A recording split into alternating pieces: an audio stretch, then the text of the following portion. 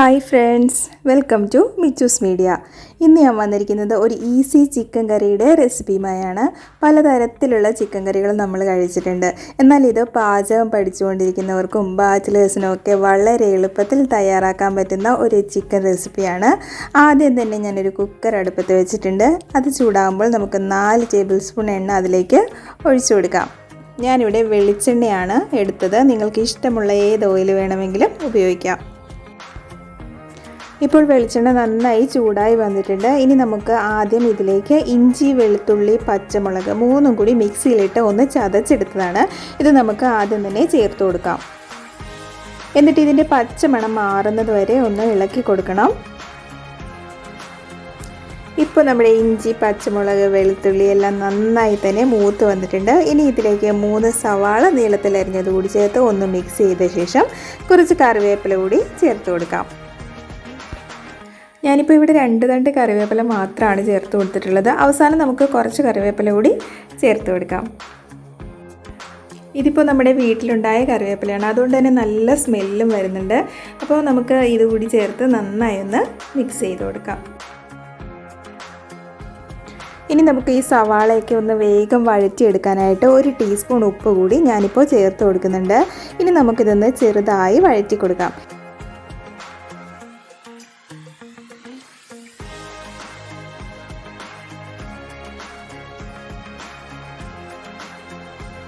ഇപ്പോൾ ഏകദേശം സവാളയൊക്കെ നന്നായി തന്നെ വാടി വന്നിട്ടുണ്ട്. ഇനി ഇതിലേക്ക് 3 തക്കാളി കൂടി ചേർത്ത് കൊടുക്കാം. ഞാനിവിടെ നല്ല 3 പഴുത്ത തക്കാളിയാണ് എടുത്തിരിക്കുന്നത്. അതുകൊണ്ട് തന്നെ നമുക്ക് എളുപ്പം തന്നെ വഴറ്റിയെടുക്കാൻ സാധിക്കും. ഇനി നമുക്ക് വേണ്ടത് ഇതിലേക്ക് ആവശ്യമായിട്ടുള്ള മസാലയെല്ലാം നമുക്കൊന്ന് ആഡ് ചെയ്യണം. അതിനു മുമ്പ് തന്നെ നമ്മൾ എപ്പോഴും മസാല ഇടുന്നതിന് മുമ്പ് തന്നെ ഫ്ലെയിം ലോ ആക്കി വെക്കാൻ ശ്രദ്ധിക്കുക. ആദ്യം തന്നെ നമുക്ക് 1/4 ടീസ്പൂൺ മഞ്ഞൾപ്പൊടി ഇതിലേക്ക് ആഡ് ചെയ്ത് കൊടുക്കാം. പിന്നെ 1/2 ടീസ്പൂൺ കുരുമുളക് പൊടിയൊക്കെ നിങ്ങളുടെ ഇഷ്ടത്തിന് എരിവിനനുസരിച്ച് ചേർത്ത് കൊടുക്കാം. ഇനി ഞാനിതിലേക്ക് 1 ടേബിൾ സ്പൂൺ മുളക് പൊടി ആഡ് ചെയ്യുന്നുണ്ട്. അതുപോലെ തന്നെ 2 ടേബിൾ സ്പൂൺ മല്ലിപ്പൊടി, 2.5 ടേബിൾ സ്പൂൺ മീറ്റ് മസാലയ്ക്ക് പകരം നിങ്ങൾക്ക് വേണമെങ്കിൽ ചിക്കൻ മസാലയും ആഡ് ചെയ്യും. ഞാൻ എപ്പോഴും ചിക്കൻ കറി ഉണ്ടാക്കുമ്പോൾ മീറ്റ് മസാലയാണ് അതിൻ്റെ ടേസ്റ്റാണ് ഇവിടെ എല്ലാവർക്കും ഇഷ്ടം. അതുകൊണ്ട് തന്നെ ഞാൻ മീറ്റ് മസാലയാണ് ഉപയോഗിക്കുന്നത്. പിന്നെ നമുക്ക് ഒരു 1/2 ടീസ്പൂൺ പെരിഞ്ജീരകം കൂടി ഞാനിവിടെ ചേർത്ത് കൊടുക്കുന്നുണ്ട്. പെരിഞ്ജീരകം പൊടിച്ചതുണ്ടെങ്കിൽ അത് ചേർത്ത് കൊടുത്താലും മതി. ഇപ്പോൾ എൻ്റെ കയ്യിൽ അതില്ല, അതുകൊണ്ടാണ് ഞാനിപ്പോൾ പെരിഞ്ജീരകം 1/2 ടീസ്പൂൺ ചേർത്ത് കൊടുക്കുന്നത്. ഇനി ഇത് നമുക്കെല്ലാം കൂടി ഇതൊന്ന് നന്നായി ഒന്ന് മിക്സ് ചെയ്തെടുക്കണം. തീ എപ്പോഴും കുറച്ചിട്ട് വേണം പൊടികൾ ചേർത്ത് കൊടുക്കാൻ. ഇപ്പോൾ നമ്മുടെ മസാലയെല്ലാം നന്നായി മൂത്ത് വന്നിട്ടുണ്ട്. ഇനി നമുക്കിതിലേക്ക് ഗ്രേവിക്ക് ആവശ്യമായിട്ടുള്ള വെള്ളം ചേർത്ത് കൊടുക്കാം. ഞാനിവിടെ 2 ഗ്ലാസ് വെള്ളമാണ് ചേർത്ത് കൊടുത്തിരിക്കുന്നത്.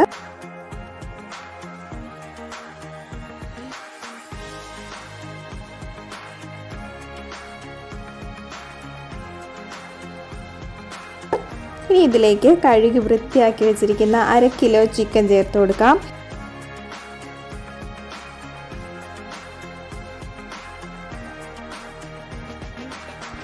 ഇപ്പോൾ നമ്മുടെ ചിക്കനും മസാലയും എല്ലാം കൂടി നന്നായി ഒന്ന് യോജിപ്പിച്ചെടുത്തിട്ടുണ്ട്. ഇനി നമുക്കിതൊന്ന് 4 വിസിൽ വരുന്നത് വരെ നമുക്കൊന്ന് കുക്ക് ചെയ്തെടുക്കാം.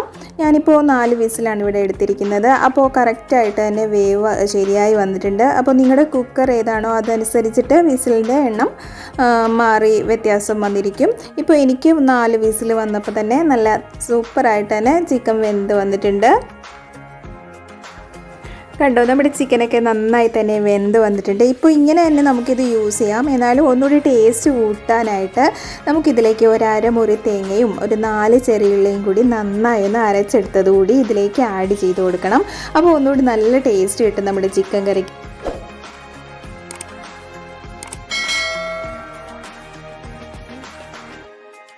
ഇനി ഇതെല്ലാം കൂടി ഒന്ന് യോജിപ്പിച്ച ശേഷം കുറച്ച് കറിവേപ്പില കൂടി നമുക്ക് ഇപ്പോൾ ചേർത്ത് കൊടുക്കാം.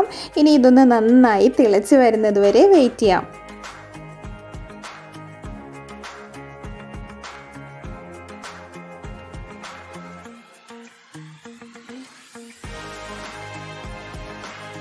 ഇപ്പോൾ നമ്മുടെ ചിക്കൻ കറിയൊക്കെ നന്നായി തന്നെ തിളച്ച് വന്നിട്ടുണ്ട്. അങ്ങനെ നമ്മുടെ ഈസി ആൻഡ് സിമ്പിൾ ചിക്കൻ കറി ഇവിടെ റെഡി ആയിട്ടുണ്ട്.